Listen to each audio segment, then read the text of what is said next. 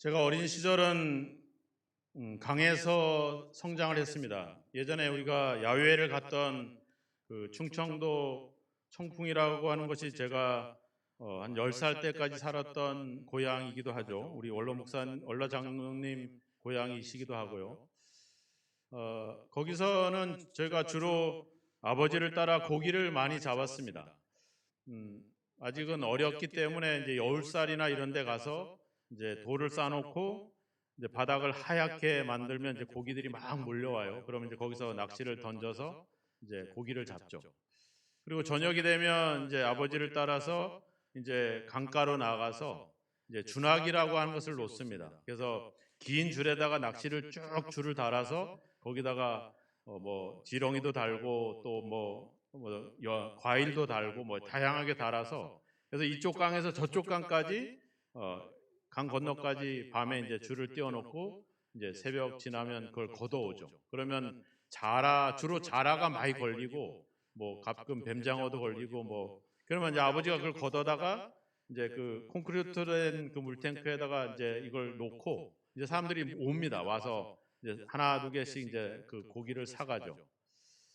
그래서 저도 되게 낚시를 잘했어요. 어린 나이도 불구하고. 그래서 야 이제 나도 커서 내 아버지처럼 이제 고기를 많이 잡아서 이제 나도 좀 뭔가 돈도 좀 많이 벌고 그래야 되겠다. 이제 그래서 나는 이제 어부가 내 운명이구나. 이제 이런 생각을 가지고 이제 살았죠.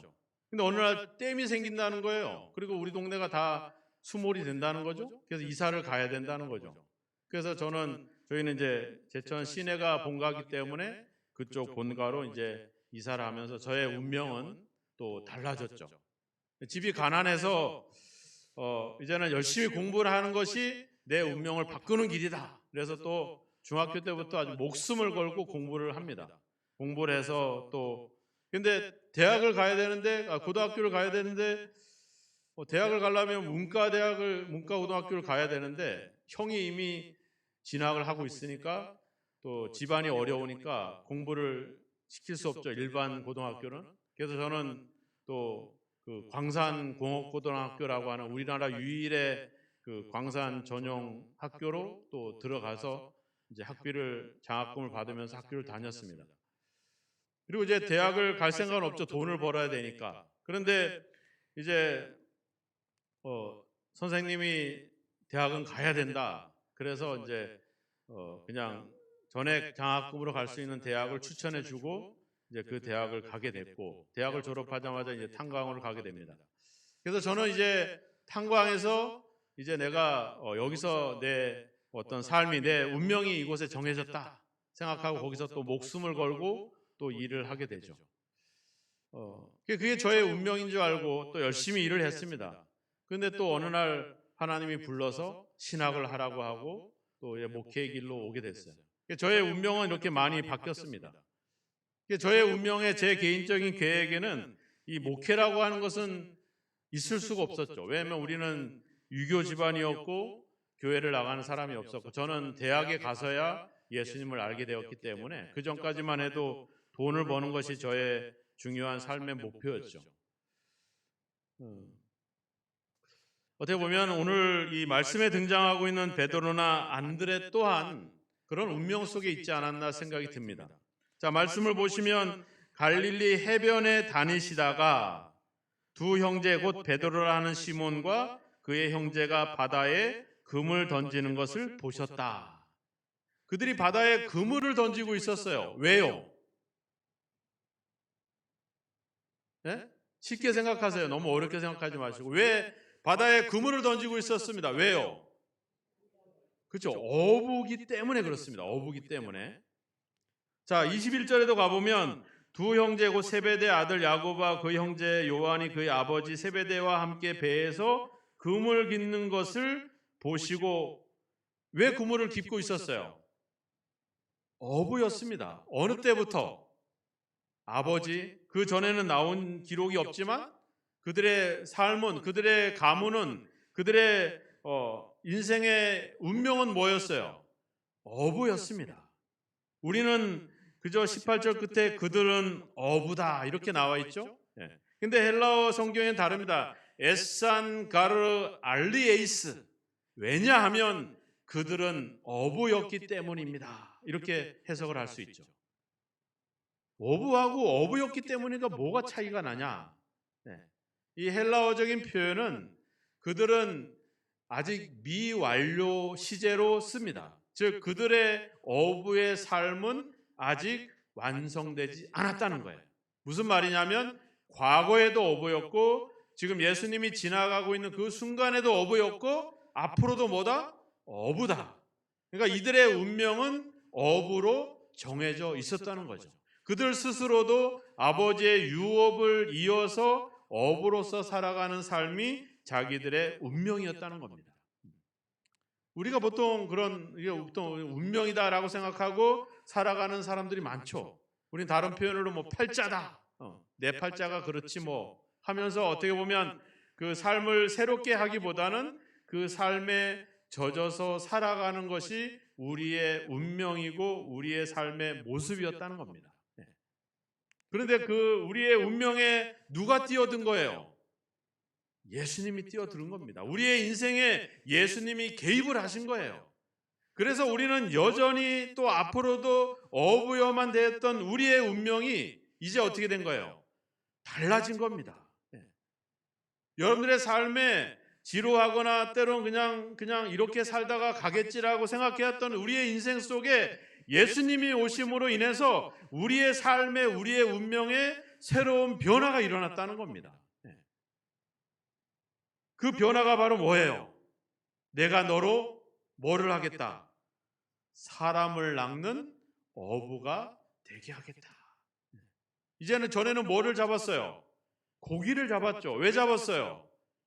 고기를 잡아야지 내가 먹고 살죠. 그 삶의 현장을 떠나는 것은 내가 죽는 겁니다. 내 운명이 끝이에요. 여길 떠날 수 없어요. 여기 있어야 안전이 보장이 되고 그나마 가끔 고기도 많이 잡아서 우리가 살 수 있는 소득을 얻을 수 있어요. 여기를 떠나는 것은 불안한 일이죠. 근데 그래서 거기서는 나의 유익과 나의 생존과 나의 이익을 위해서 살아왔다는 것이죠. 그런데 어떻게 예수님이 오셔서 이제는 뭐예요? 이제는 고기를 잡는 게 아니라 뭐를? 사람을 낚는. 이 표현이 참 좀 안타깝습니다. 우리가 뭐 요즘 그 많은 그 사기 중에 보이스 피싱이 나오잖아요. 그죠? 보이스 피싱 뭐예요? 목소리로 사람을 낚는다는 거거든요. 낚시한다는 거거든요. 여기서 이거 낚는다. 우리가 보통 그런 일에 속으면 이건 내가 낚였다 이런 표현을 쓰잖아요. 우리가 사람을 낚는다라고 하는 표현은 뭐 어떻게 보면 좀 부드럽지 않다는 표현을 쓸 수 있죠. 오늘 제가 이 주보에 그 헬라어를 써놨습니다. 뭐 헬라어를 읽으실 분들도 계시겠지만 읽어보면 알리에이스, 안드로폰 이렇게 헬라어를 읽을 수 있어요. 이 알리에이스라고 하는 말은 이제 어부라고 하는 말이고 안드로폰이라는 말은 사람들 이런 표현이죠. 그러니까 사람들의 어부 이렇게 이제 직역을 해보면 표현이 그렇습니다. 사람들의 어부. 우리나라 예전에 최초로 우리나라 말로 썼던 신약 전서에 보면 사람을 얻는 자 이렇게 번역을 하고 있어요. 그러니까 사람을 낚는다는 표현은 뭐 현대에 와서 이제 이들이 어부다 보니까 고기를 낚다라고 하는 표현을 쓰다 보니까 이거를 사람을 낚는다라고 우리가 보통 번역을 해왔는데 좀 더 건전한 표현은 사람들의 어부 아니면 우리가 처음 우리나라 성경을 번역했듯이 사람을 얻는 자 이런 표현이죠. 그러니까 어부가 목적이 아니라 뭐예요? 사람이 목적이 되는 겁니다. 사람을 낚는 어부라고 한다고 하면 이 사람을 낚는 어부담은 누가 주인공이 됩니까? 어부가 주인공이 되죠. 그죠? 이 어부가 어떻게 하는 거예요? 사람을 낚는 겁니다. 그런데 하나님의 복음의 중심은 뭐예요? 사람이거든요. 사람이 중요합니다. 그러니까 사람들의 어부가 되는 거예요. 이 어부가 사람들의 소유가 되는 거죠. 그러니까 주님의 해석은 주님이 우리에게 이 제자들을 불렀던 목적은 바로 거기에 있는 거죠. 사람들을 위해서 존재하는 제자들을 만들기 위한 것이 주님의 목적이었다는 겁니다. 그러니까 전에는 내 이익을 위해서 고기를 잡아서 죽였지만 이제는 다른 사람들의 생명을 위해서 내가 죽는 거. 이것이 바로 사람들의 어부, 사람을 낚는 어부의 중요한 의미라고 볼 수가 있습니다. 성경은 골로새서 1장에 가보면 우리를 흑암의 권세에서 건져서 그의 사랑의 아들의 나라로 옮겼다라고 표현하고 있어요. 그러니까 우리가 고기를 잡을 수밖에 없었던, 우리의 생존과 우리의 이익을 위해서 살아갈 수밖에 없었던 그런 운명에 있었던 우리를, 그런 권세에 있었던 우리를 이제 사랑의 나라로, 사랑의 아들의 나라로 우리를 옮겼다. 사도 바울은 사도행전 26장에서 그들의 눈을 뜨게 하여 어둠에서 빛으로, 사탄의 권세에서 하나님께로 돌아오게 하려고 하나님이 나를 부르셨다, 이렇게 고백을 하고 있거든요. 또 베드로전서 2장 9절에서 베드로가 이야기하잖아요. 너희는 택하신 족속이요 왕같은 제사장이요 그의 거룩한 나라요 소유된 백성이니 이는 너희를 어두운 데서 불러내어 기이한 빛에 들어가게 하신 이의 아름다운 덕을 선포하려 함이다. 그러니까 우리의 운명은 여전히 흑암의 권세, 어둠, 그런데 사로잡혀 있을 수밖에 없는, 그것의 핵심이 바로 뭐예요? 자기의 이익을 위해서 살아가는 세상이거든요. 자기의 탐욕을 위해서. 오늘날 우리가 미국이라든지 일본이라든지 다른 우방들을 보세요. 우리 대한민국을 위해서 뭔가를 희생하는 거 없죠. 예전엔 그랬습니다. 그런 정신들이 있었어요. 근데 요즘은 그렇지 않아요. 결국은 자국의 이익을 위해서 그 나라를 이용하는 겁니다. 아니, 독도가 우리 땅이라고 하는데 일본은 자기네 땅이라고 하고 다른 나라도 마치 일본 땅인 것처럼 그렇게 말하고 있잖아요. 왜 그래요? 일본이 더 힘이 좋고 세고 그런 강력한 나라니까 그쪽에 편을 드는 겁니다. 그래야지 자기들에게 유리한 거죠. 러시아가 우크라이나를 침략을 하고 미국은 우크라이나를 돕잖아요. 왜 도와요? 옛날처럼 정의와 공의와 이런 것들이 아니라 자국의 이익을 위해서. 우크라이나에 엄청난 그 곡물들과 자원들이 있잖아요. 결국 전쟁에서 이기게 되면 전쟁을 도와준 사람들이 그 이득을 먹을 수밖에 없는 구조이기 때문에 그렇습니다. 그러니까 세상에 있는 것들은 결국은 자기의 이익을 위해서, 자기의 욕심을 위해서 가는 거죠. 그런 세상에 있는 우리를 이제 하나님께로, 하나님의 나라로, 우리를 빛으로 인도했다는 겁니다. 하나님의 나라는 어떤 나라예요? 하나님이 인간의 구원을 위해서 죽는 나라입니다. 인간을 구원하기 위해서 하나님의 아들이 십자가를 지는 나라가 하나님의 나라죠. 제자들도 고기를 잡고 있었어요. 그러다 예수님의 분을 받고 새로운 삶을 시작했습니다. 근데 예수님이 십자가에서 죽자 어떻게 돼요? 야, 우리 다시 고기 잡으러 가자라고 고백하면서 고향으로 돌아갑니다. 다시 그 세상으로 가는 거죠. 그런데 그들이 다시 돌아와요. 왜 돌아와요? 누구를 만나요? 이젠 부활하신 예수님을 만나죠. 아, 십자가가 끝이 아니구나. 십자가 뒤에 부활의 영광, 부활의 승리가 있구나. 내가 죽는 게 끝이 아니라 내 뒤에 놀라운 하나님의 영광이 있구나. 이걸 부활하신 예수님을 만나고 나서 그들이 다시 고난의 현장, 시련의 현장으로 예루살렘으로 다시 돌아오죠. 거기서 이제 거침없이 목숨을 걸고 복음을 전하잖아요. 죽이려고 하는 것을 두려워하지 않습니다. 오히려 그들을 이해하고 그들을 용서하죠. 왜 그래요? 바로 부활의 영광이 있기 때문에. 근데 그 부활을 얻기 위해서는 반드시 뭐를 통과해야 됩니까? 십자가를 통과해야 되는 거죠. 노 크로스 노 크라운입니다. 부활의 영광을 얻기 위해서는 반드시 십자가를 지는 거. 이게 하나님이 우리를 통해서 일하시는 방법이라고 하는 거죠. 예전에는 고기를 잡기 위해서 갖은 방법을 쓰잖아요. 제가 어린 시절 얘기를 했지만 제가 그냥 모든 그 강가에서 고기를 잡을 수 있는 게 아니에요. 고기가 잡히는 장소가 있어요. 그래서 하루가 빨리, 1시간 몇 분이라도 빨리 가서 그 자리에 그 준학을 띄워야 돼. 그리고 빨리 가서 거기다가 돌탑을 쌓아서 고기 잡을 준비를 해야 돼. 왜? 거기에 고기가 잡히니까. 수없이 경쟁을 합니다. 수많은 동네 분들이 서로 고기를 많이 잡으려고 거기에 가죠. 그러다 사고도 나고 사람이 죽기도 하고 막 이런 일이 일어나죠. 세상은 경쟁을 하고 그 경쟁을해서 벗어나기 위해서 그래서 수익을 더 많이 얻기 위해서 더 많은 실력과 능력과 이런 것들을 갖추게 되죠. 그러니까 있는 사람이 더 벌게 되고 없는 사람이 더 가난해지게 되는 거. 이게 바로 세상의 논리였죠. 그렇게 살 수밖에 없었던 그들을 주님이 건져내서 이제는 내가 그들을 위해서 내가 죽는, 그들의 구원을 위해서, 죄인들을 위해서 죄 없는 하나님의 아들이 죽는 이 길을 가는 거죠. 하나님의 방식은 바로 그런 방식으로 일하신다라고 하는 겁니다. 시련과 고난을 통해서 일하시고 십자가를 통해서 일하신다는 거죠. 그러니까 우리가 사람들의 어부가 된다고 하는 것은 바로 그런 하나님의 방식과 하나님의 방법을 수용하고 받아들이는 것입니다. 그래서 우리가 누가복음 5장의 세간에서 세금을 거뒀던 세리 마태가 예수님이 나를 따라오라 했을 때 어떻게 해요? 모든 것을 버리고 일어나 따르니라.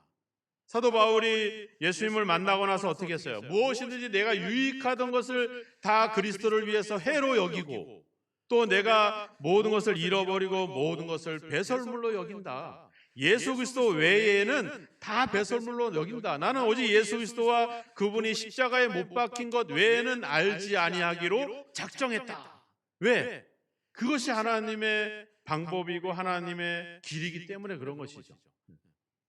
근데 우리가 여전히 예수를 믿고 이제 사람들의 업으로 부름을 받고 있음에도 불구하고 우리는 여전히 예전의 방식대로 경쟁하고 짓누르고 비난하고 비판하고 이런 것으로 자꾸 가려고 한다는 거죠.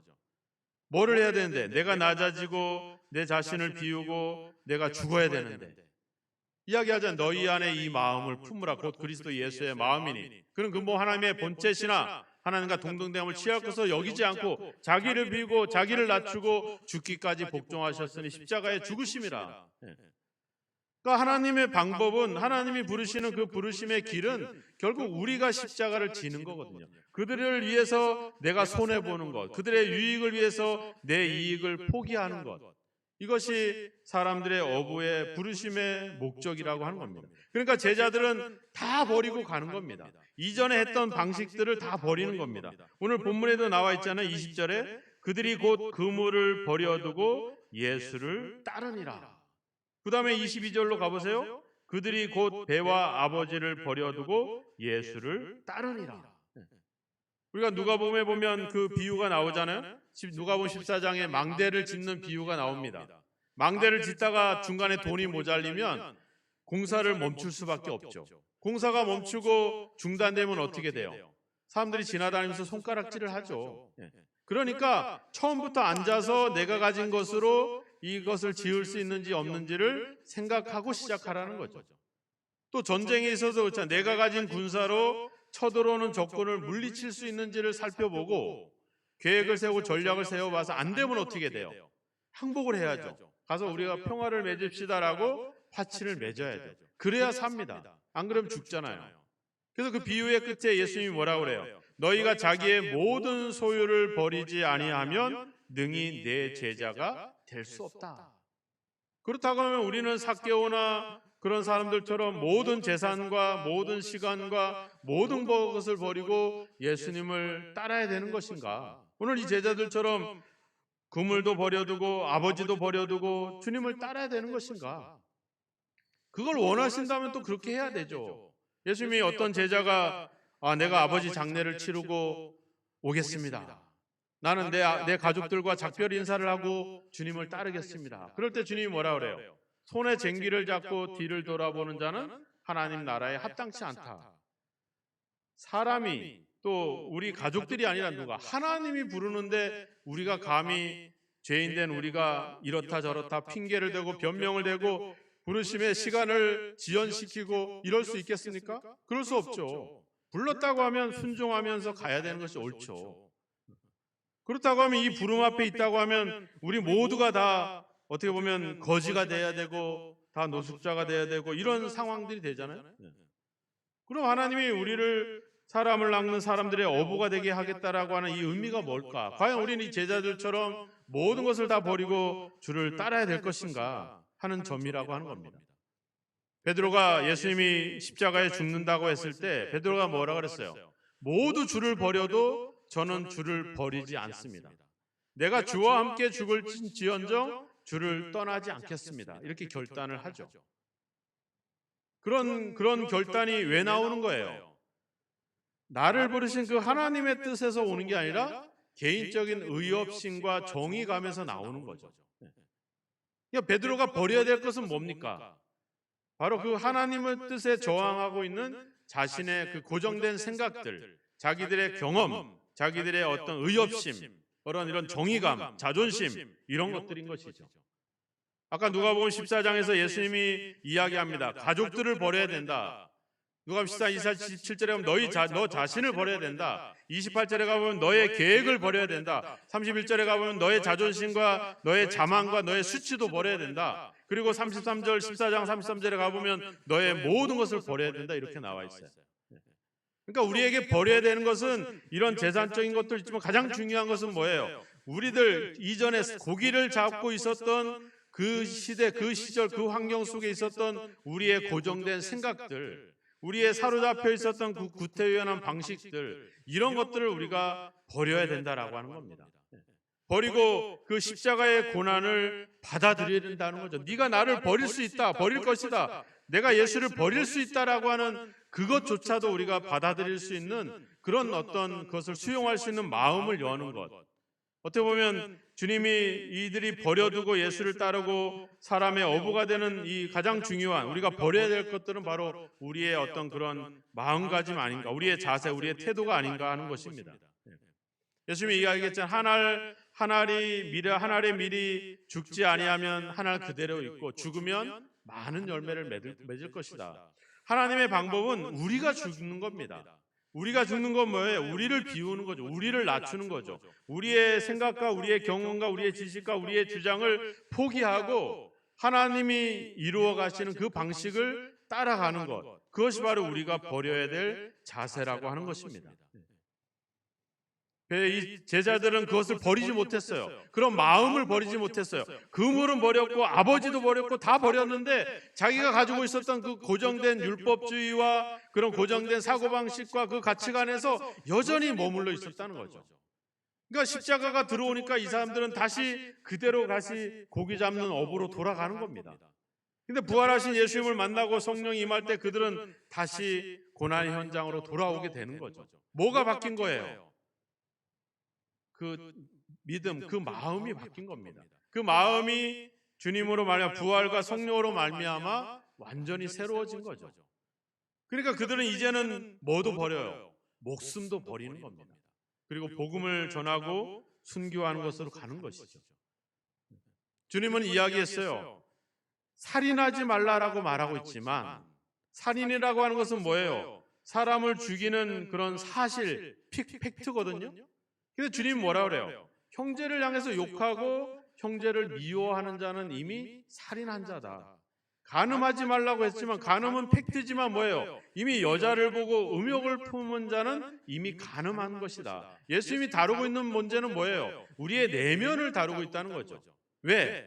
모든 것이 이 속에서부터 나오게 되어 있거든요. 이 속이 바뀌면 다른 것이 다 바뀔 수가 있어요. 근데 이 속이 안 바뀌면 우리의 환경과 여건이 바뀌어도 거기서는 변화가 될 수가 없다는 거죠. 그래서 에베소 4장에서 이야기하잖아요. 너희는 유혹의 욕심을 따라 썩어져가는 구습을 따르는 옛사람을 벗어버리고 오직 심령이 새롭게 되어 하나님을 따라 의와 진리와 거룩함으로 지으심을 받은 새 사람을 입어라. 그러니까 우리의 어떤 삶에 가지고 있는 것들에 대한 변화가 아니라 주님에 대한 그 마음, 우리의 태도, 이런 것들을 바꾸라고 성경은 이야기를 하고 있는 겁니다. 그러니까 사람들의 어부가 되게 하겠다, 이 말은 뭐예요? 이제 너는 고기와 세상이 너의 생존과 너의 안위를 위해서 존재하고 그것을 얻으려고 했던 그 시절이 아니라 이제는 그들을 위해서 네가 죽는 거, 그 사람들의 어부가 되어주는 것, 그들에 위해서 네가 십자가를 지는 것, 이 부름으로 하나님은 제자들을, 우리를 부르고 있다는 겁니다. 여기서 요구하는 것은 뭐예요? 그동안에 가졌던 이전의 방식과 경험과 사고방식을 버리라는 거죠. 그걸 버리고 이제 주님이 새로운, 그래서 주님께서 우리가 성만찬 얘기 때도 했잖아요. 주님이 흘렸는데 그 피를 뭐예요? 모든 사람을 위해서 흘렸다는 거죠. 자기를 위해서가 아니라. 그리고 그들과 함께 새로운 언약의 새로운 시대를 맞아가는 것이죠. 그러니까 하나님이 열어가는, 우리를 통해서 이루고자 하는 새로운 시대는 결국은 우리가 십자가를 지는 방법으로 이루어가는 시대입니다. 예전에 내가 내가 나를 드러내고 내 능력이 얼마나 위대한지를 보여주고 그들 앞에 떵떵거리는 것으로 갔던 그런 것이 아니라 이젠 그들을 위해서 내가 낮아지고 나를 비우고 겸손해지고 십자가를 지는 것. 이것이 바로 사람들의 어부가 가져야 될 가장 하나님의 방법이고 길이라고 하는 것이죠. 고린도전서 1장 21, 24절에 오직 부르심을 받은 자에게는 유대인이나 헬라인이나 그리스도는 하나님의 능력이요 하나님의 지혜다. 결국 우리가 그리스도의 길을 가는 것. 여기서 이야기하잖아요. 나를 따라와. 그럼 어떻게 하겠어? 내가 너를 사람들의 어부로 만들어줄게. 에상가르 알리에스 안드로폰 포이에오. 내가 너를 사람들의 어부로 만들게. 너희는 세상에 뭐야? 빛이야 소금이야. 뭐예요? 우리는 그런 존재로 이미 운명이 정해졌다는 거예요. 여러분들이 다른 나라에 가서 여러분들 뭐래요? Where are you from? 하면 뭐라 그래요? 코리아 이럴 거 아니죠? 뭐예요? 난 대한민국 사람이야. 우리는 대한민국 사람으로 정해지고 태어난 겁니다. 너희는 사람들의 어부야. 이제 어부들이 되어줘가 아니라 뭐예요? 너는 그냥 그 존재야. 너의 정체성은 사람들의 어부야. 너는 소금이야. 너는 빛이야. 이렇게 얘기하고 있는 거예요. 그렇게 살아라가 아니라 우리가 할 일은 뭐예요? 나를 따라와. 그럼 내가 그렇게 포이에오 만들게. 우리가 할 일은 뭡니까? 따라가는 거죠. 제가 누누이 이야기하잖아요. 결과를 보고 가지 마세요. 결과를 만들려고 하지 마세요. 우리는 그저 주님이 말씀하신 대로 주님을 따라가면 됩니다. 순종하라고 하면 순종하면 되고, 주님이 이야기 나를 따라오라. 내 뒤를 따라오라. 내 뒤에 와라. 이렇게 얘기하고 있는 거예요. 우리 그렇게 가면 됩니다. 그럼 주님이 그렇게 가신 길을 우리도 가다 보면 어느 순간 우리가 사람들의 어부가 되어 있고 세상에 빛이 되고 세상에 소금이 되어 있는 거죠. 아니, 사람들의 어부가 되는 게 쉽습니까? 빛이 되는 게 소금이 되는 게 쉽습니까? 그런 존재가 되는 것은 어려워요. 그건 우리가 할 일은 아니고 우리는 주님을 따라가면 됩니다. 그분의 말씀에 순종하고 복종하고 그분이 죽었으면 나도 죽고 그분이 자기를 낮췄으면 나도 낮추고 그렇게 하면 되죠. 그러면 하나님이 어느 순간 우리를 사람의 어부로 우리를 세우신다라고 하는 것입니다. 결과를 바라보지 마시고 주님을 묵묵히 한 걸음 한 걸음 따라가는 여러분이 되길 주의 이름으로 축원합니다. 이제는 우리는 사람들의 어부입니다. 우리는 세상의 소금이며 세상의 빛입니다. 이제는 우리는 예전의 방식, 나를 위해서 또 다른 사람을 희생시키는 그런 방식이 아니라 이젠 그들을 위해서 내가 죽는, 그들을 위해서 내가 십자가를 지는 것, 이것이 사람들의 어부의 전형적인 삶의 모습임을 다시 한번 기억하시고 이제는 나를 위해서 살아왔던 삶이 예수님이 내 삶에 들어오심으로 인해서 이젠 다른 사람을 위해서 살아가는 삶으로 변화되는, 전환되는 저와 여러분이 될 주의 이름으로 축원합니다. 그런 삶을 살아왔기 때문에 교회는 존재했었고 교회는 성장했었고 복음은 끊임없이 전파될 수 있었습니다. 오늘 다시 한번 우리가 어떤 존재인지를 정확하게 알고 왜 주님이 나를 불러서 사람들의 어부로 세우려고 하는지를 우리가 인식하면서 우리가 사람들의 어부로서 우리가 해야 될 일은 무엇인가? 그것은 주님을 따라가는 겁니다. 주님께서 자기 십자가를 지고 나를 따르라. 제자들에게 누누이 했던 말은 나를 따르랍니다. 그것에 집중하셔서 주님을 한 걸음 한 걸음 따라가셔서 순종하셔서 사람들의 어부로서 사람을 살리고 그들을 구원해낼 수 있는 그런 사명과 소명을 담당해가는 그런 저와 여러모로 하나님이 부름받은 사실을 기억하시고 그 사명을 가지고 살아가는 저와 여러분이 되기를 주님의 이름으로 축원합니다. 기도하겠습니다.